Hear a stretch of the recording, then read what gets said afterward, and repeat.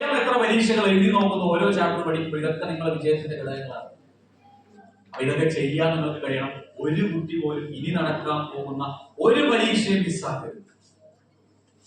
നിങ്ങളുടെ ഇപ്പൊ നടക്കുന്ന മൊഡ്യൂൾ എക്സാം ആയിക്കോട്ടെ, നിങ്ങളുടെ ടേം എക്സാം ആയിക്കോട്ടെ, ഇനി നടക്കാൻ പോകുന്ന ചാപ്റ്റർ വൈസ് എക്സാം ആയിക്കോട്ടെ, മോഡൽ എക്സാം ആയിക്കോട്ടെ, ഇതൊക്കെ നിങ്ങൾ ദൈവത്തെ പോലെ കണ്ടാൽ SSLC നിങ്ങൾക്ക് ഒരു വാരി കയറാമല്ലേ എല്ലാം ഈസി ആയിട്ട് ഫുൾ A+ വാങ്ങിയേക്കാം. കാരണം നിങ്ങൾ ഒരു കാര്യം കൂടി തിരിച്ചറിഞ്ഞോ, SSLC എന്ന് പറയുന്ന ചെറിയ കുളം കടന്ന് നിങ്ങൾ കടന്നു പോകുന്ന എങ്ങോട്ടാണെന്നറിയോ?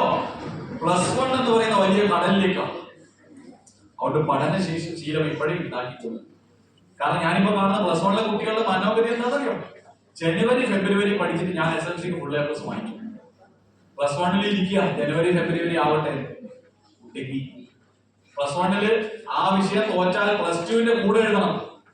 ഇങ്ങനെ അപകടത്തിലേക്ക് പോകണം. അതുകൊണ്ട് വളരെ സിസ്റ്റമാറ്റിക് ആയ ഒരു പഠനശീലം ഇപ്പോഴേ നിങ്ങൾ ഉണ്ടാക്കിയെടുത്താൽ നിങ്ങൾ രക്ഷപ്പെടും. വൈകിട്ടില്ല.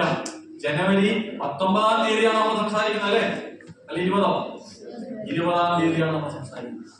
ഇനിയുമുണ്ട് ഈ മാസം 11 ദിവസം, അടുത്ത മാസമുണ്ട്.